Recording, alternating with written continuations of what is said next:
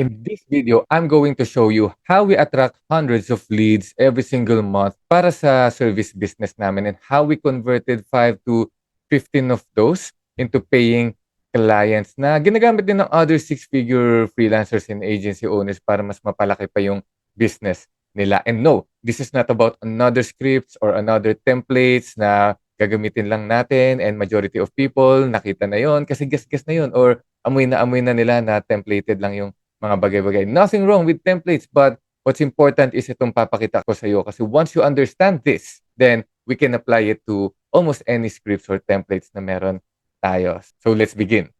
What I will show you is the hidden art and science of every successful client acquisition. Kasi pag naintindihan mo to, it can be applied anywhere wherein kumukuha ka ng clients sa Upwork, sa onlinejobs.ph, or any other freelancing platforms out there, or kumukuha ka ng clients sa social media, Facebook, LinkedIn, Instagram, and so on. Or kung medyo advanced na, baka nagko-cold outreach na kayo or paid ads.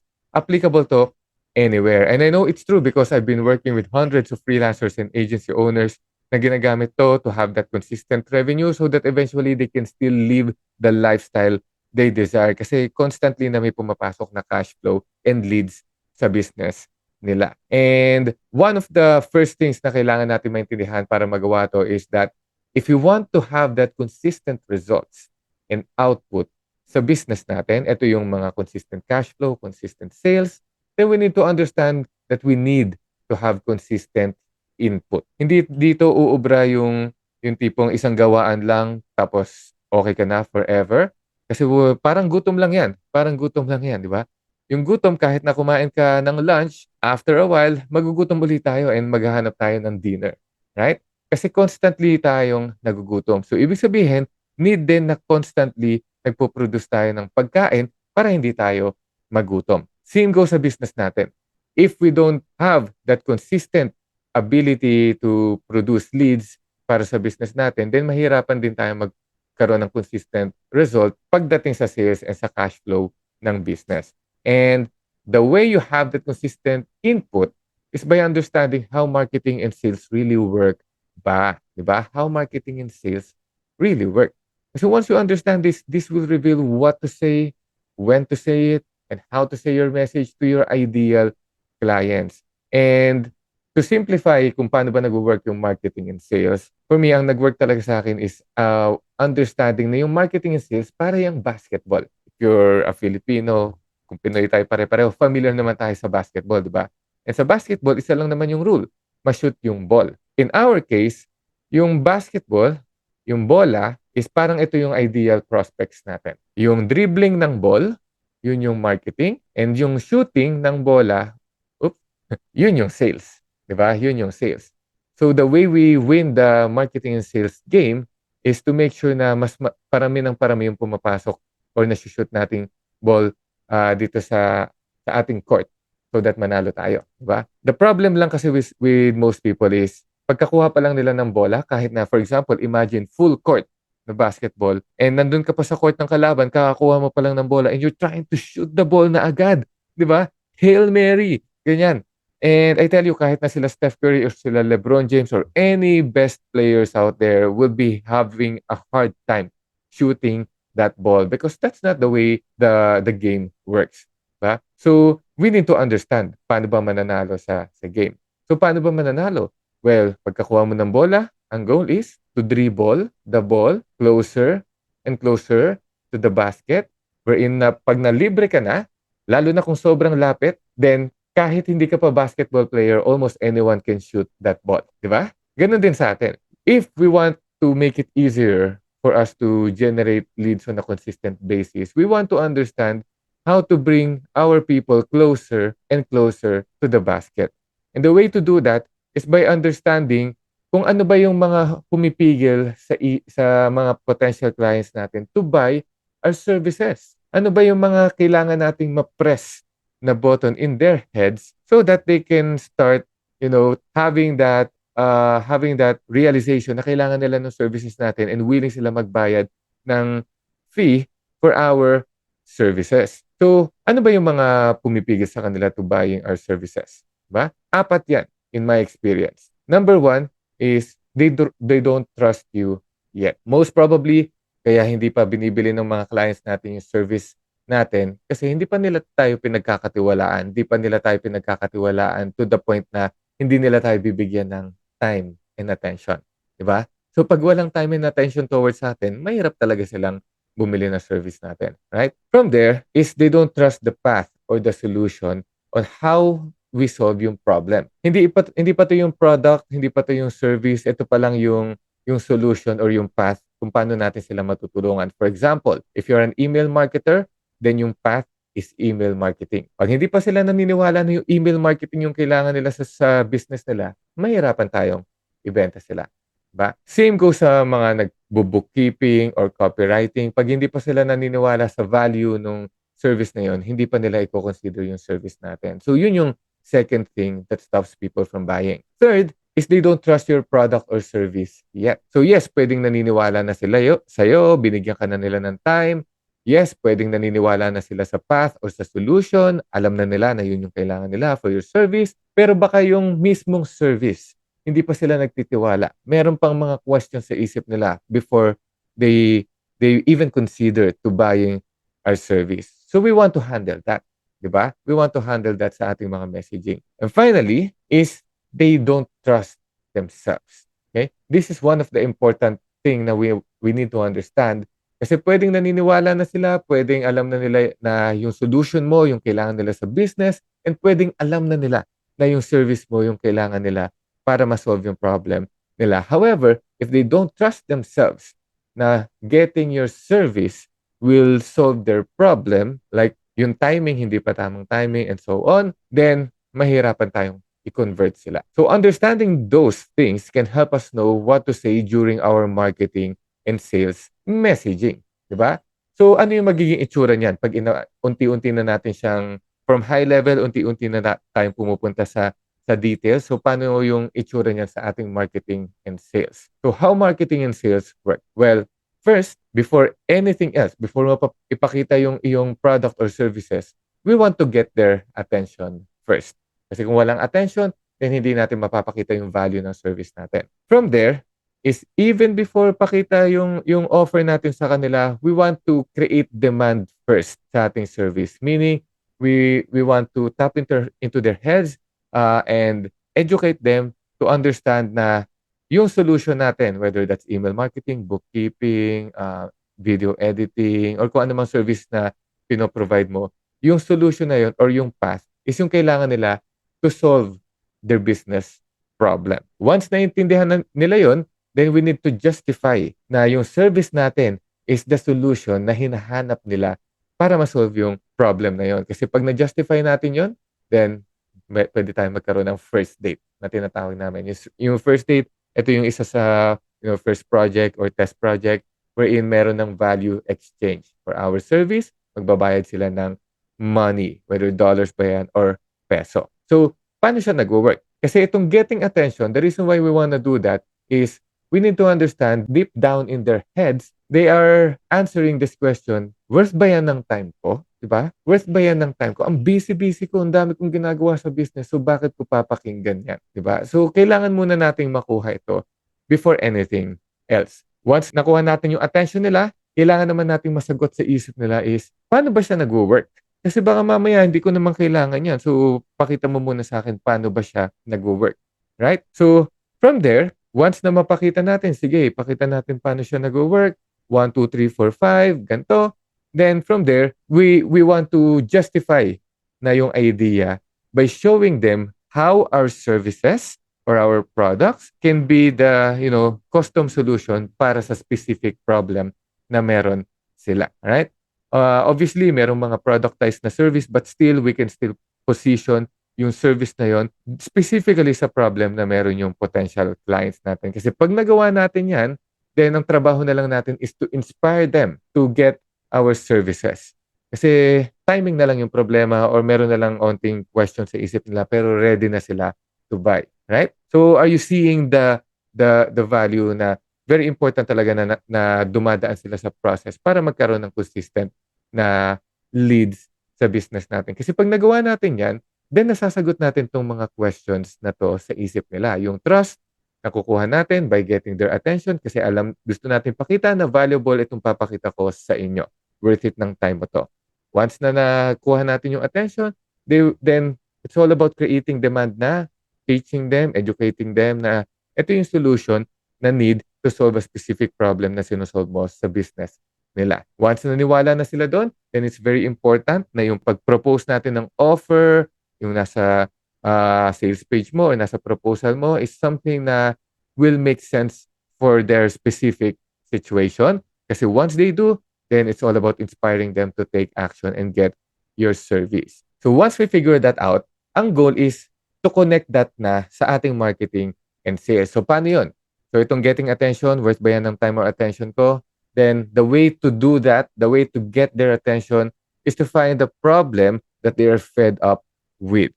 A problem na gusto na nilang isolve for, quite some time and hindi nila solve. Once na yun yung ma-send mong message sa kanya, makukuha natin yung attention niyan. Kasi it's hard naman to build trust ng isang bagsakan lang unless ma-explain natin na we have the solution to their current problem. Right? From there, yung creating demand. How it works ba? Paano natin yan ma-apply sa ating marketing and sales? Where this is all about positioning yung solution or yung path as a different solution by demonstrating na iba to compare sa mga iba nilang na-try before. Example is nag-try na silang let's say, e-commerce na market. Majority of their sales coming from Facebook ads. And gusto nilang magkaroon ng email marketing.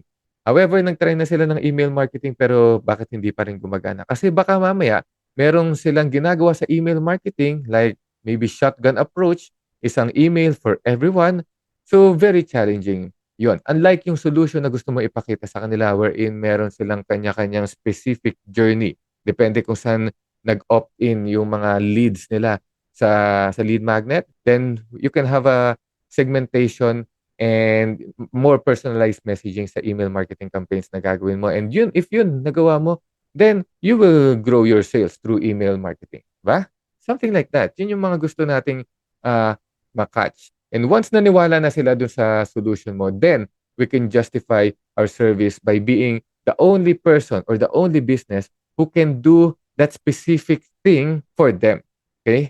In an ideal world, ito yung gusto nating magawa. To be the only person or business who can do it for them. Yun yung service natin. But of course, hindi naman talaga tayo nasa ideal world, but at least we can still position ourselves na tayo yung best solution or service provider para sa solution na hinahanap nila by doing some justification sa business. Okay? So, yun yung gusto nating maintindihan dito. And once naintindihan natin yon, if you wanna go deeper, is kailangan lang nating maintindihan bakit ito nagwo-work. Di ba? It's one thing na alam mo itong process na to. It's another na maintindihan mo bakit siya nagwo-work. So, let's figure out the principles behind this workflow. The truth is, business kasi is like a relationship. And the reason for that is we're dealing with people. So, very important na naintindihan natin how people works. If we don't, then pwedeng maging salesy yung dating natin. But, if we understand this, then ang smooth ng flowing ng lead generation activity natin. Kasi baka mamaya, kaya hindi tayo makapagbigay ng constant input na mag-create ng constant na result sa business natin. Kasi may icky feeling sa loob natin. Di ba? Alam mo yun, ayaw natin magbenta. Gusto lang natin makatulong sa mga potential clients natin. Maraming mga Filipino freelancers and agency owners na ganyan. But by understanding this, at least maintindihan natin na okay, we're actually helping them doing that. So, paano nangyayari yun? Sa amin, the way we look at itong client journey na to is we look at it just like a relationship. In any relationship, in any relationship, saan nagsisimula ang isang relationship? Tingin mo, hello. Diba? Yung tipong magkatitigan lang muna, yung magkatanguan lang muna. Hi, hello.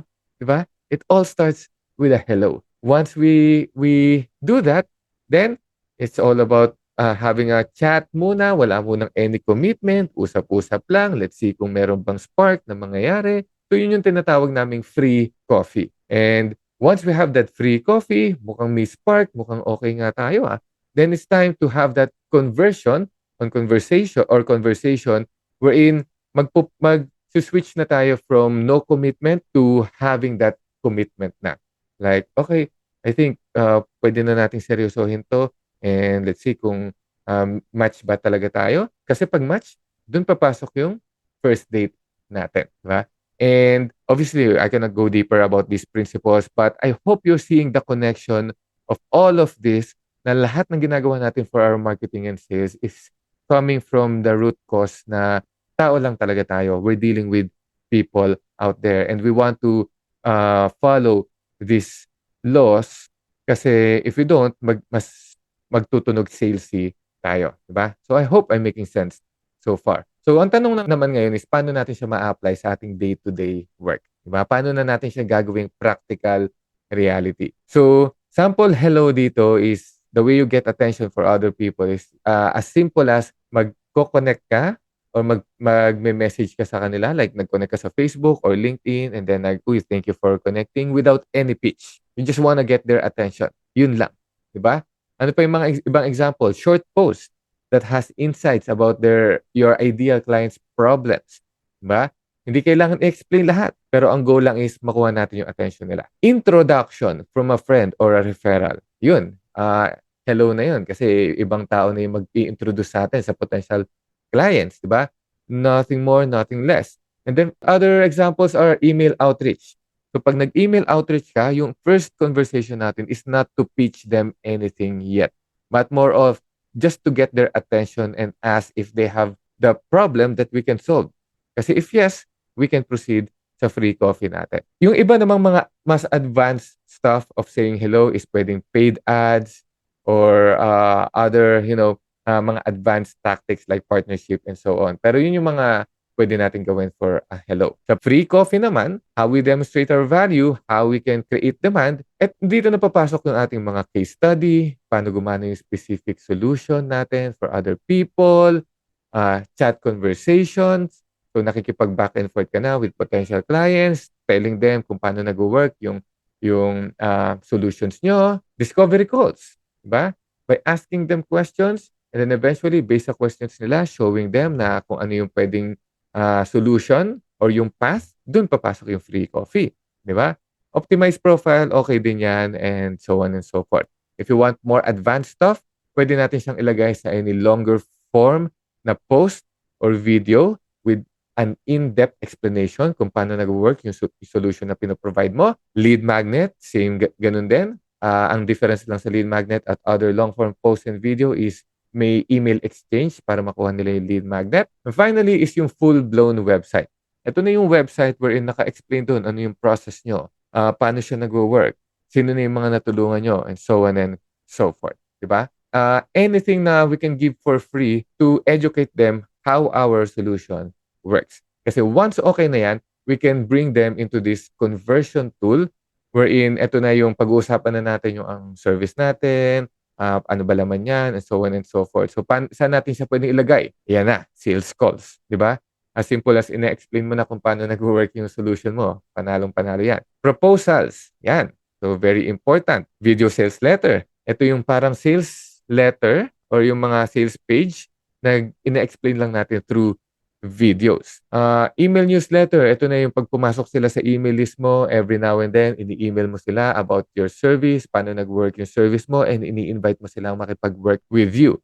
And other advanced stuff is pwedeng mini products. Yung email, medyo advanced din yan para sa karamihan. But I hope you get what I'm saying. Diba? And from there, then we can go on a first date wherein ang ibig sabihin lang naman natin ng first date are the one-time projects or 30 to 90 day na test period na hindi pa super long-term yung commitment. Gusto lang natin mapakita sa kanila na, okay, let's see if we are a fit to work together by actually working together. Okay? Now, bigyan lang kita ng heads up. The key is not to do everything all at once. Very important na malaman natin na kung ano yung process. Ang goal is madala natin sila from hello to free coffee to conversion tool to eventually first date. And kung paano mo siya gagawin, pili lang tayo ng isa-isa muna as we do the work. This is why sa amin, yung mga taong mini-mentor ko, we help them focus on what's required lang muna. Depende sa situation nila kasi ang daming pwedeng gawin pero hindi naman kailangan lahat unahin. The point is, if you want to attract clients consistently, you need to have the right input done consistently then. Kasi hindi puwedeng isang gawaan lang and then wala na tayong gagawin. Ideally, maraming dumadaan dun sa ating, pagkuha ng attention. Marami tayong basketball na nakukuha and then isa-isa silang dini-dribble natin along the way and moving forward hanggang sa 'pag ready na sila, puwede na nating i-shoot yung ball. And the best part is 'pag nagawa mo siya with high leverage, then padami ng padami yung mga puwede nating result na makuha. The best way to do that is understanding the secrets behind successful client acquisition, and hopefully this video helps you, attract more ideal clients consistently para sa business mo. And if you wanna learn more, what we do, how we do it, how we help clients scale without burning themselves out, then I invite you to go to our, free Facebook group wherein may 3,000 plus na mga freelancers and agency owners who are also learning how to scale their business with strategy, marketing, sales, fulfillment, operations, leadership, and anything na kailangan natin para mag-grow at scale yung business natin. So yun lang muna for now. Check mo na lang yung description below for the link, and thank you so much. See you on the next video.